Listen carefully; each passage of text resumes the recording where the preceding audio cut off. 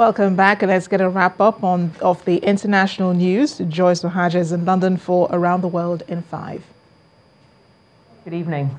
Pressure is mounting on the Venezuelan president to leave office, with Donald Trump warning all options are open to remove him from power. In a direct message to the military, he said those who support Nicolas Maduro would find no safe harbor or exit. The Venezuelan leader hit back, accusing Trump of making a Nazi-style speech and blamed the U.S. for the country's crisis. Danny Vucinovic reports. Maduro is not a Venezuelan patriot. He is a Cuban puppet. That's what he is. America's president wasn't holding back any punches. Every hit directed at Venezuela's leader and those who back him. Continuing to support Maduro.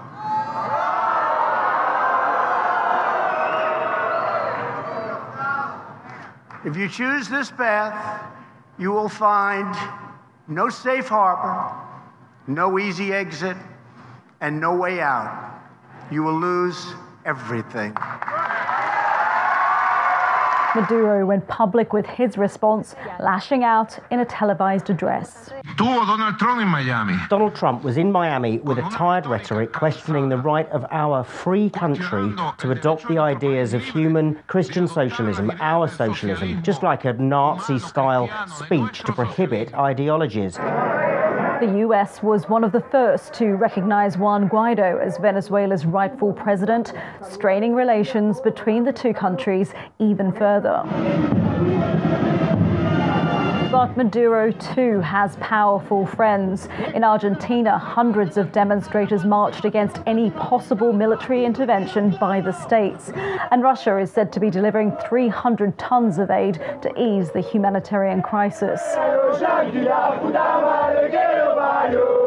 Venezuela's government has also announced it will stage 2 concerts on the Colombian border this weekend to rival one organised by British billionaire Richard Branson, with money being raised for food and medicine.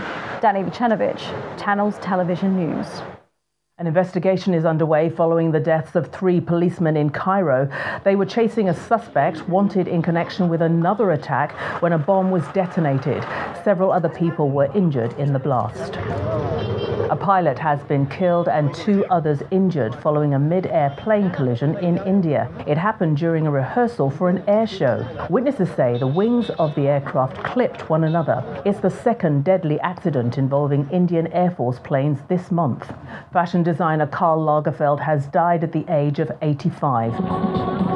He'd been suffering from ill health over recent weeks and had missed 2 shows in Paris last month. The designer presided over Chanel for more than 3 decades and produced as many as 8 collections a year. Japanese carmaker Honda has announced it will close its British plant in 2021, putting 3,500 jobs at risk. The company is considering moving existing production to North America and other regions. It's another blow for the UK industry, with Ford and Jaguar Land Rover also planning to cut staff numbers. Honda says Brexit wasn't a factor in its decision.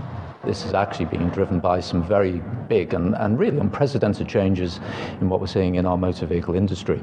And this is a move really towards electrification.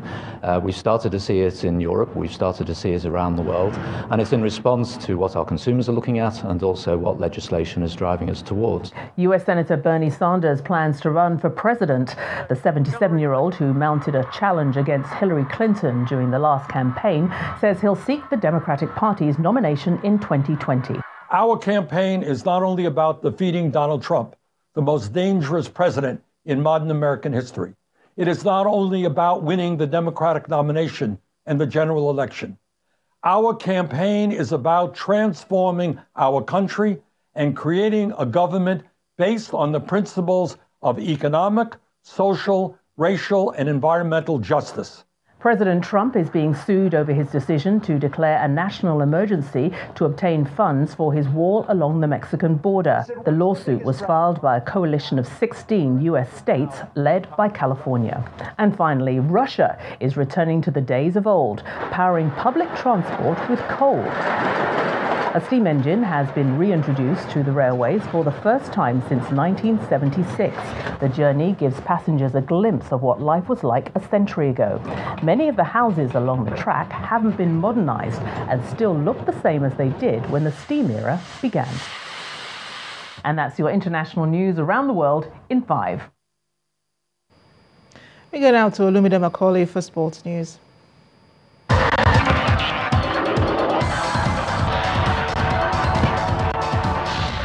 Thank you, Amarachi. Welcome to Sports News. The Agege Stadium in Lagos comes alive tomorrow as MFM face Sunshine Stars in an All-Southwest derby in Group A on match day 10 of the Nigeria Professional Football League. CAF Confederation Cup campaigners Rangers are up against Wiki Terrace. Champions Lobi Stars will tackle Remo Stars, while Kwara United will square up against Niger Tornadoes. Bendo Insurance will play Rivers United.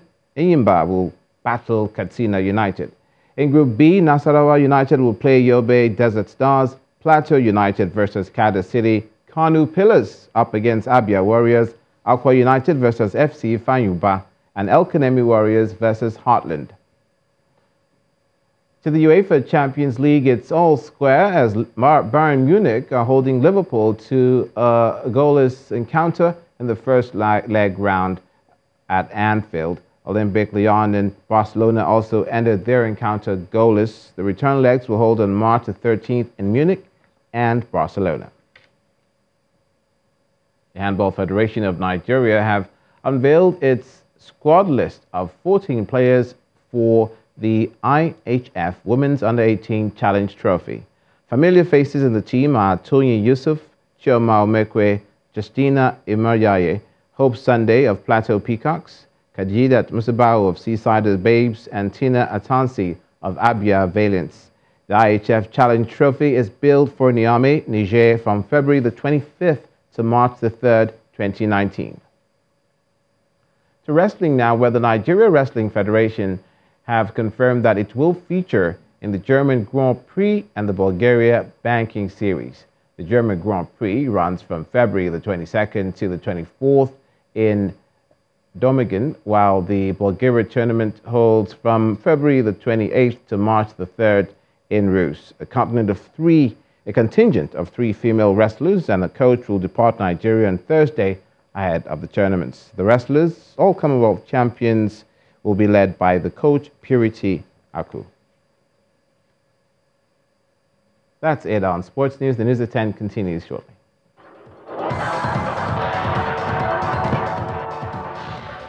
And the main news again. PDP leaders today replied President Muhammadu Buhari asking him to withdraw order on the military ahead of Saturday's elections. They're also accusing the ruling party of training operatives in China to make card readers work faster. Also, INEC chairman raised hope on Saturday's rescheduled elections. Already 180,000 card readers reconfigured for the exercise. That is the news at 10 tonight. Thanks for watching. I am Amarachi Ubani. Good night.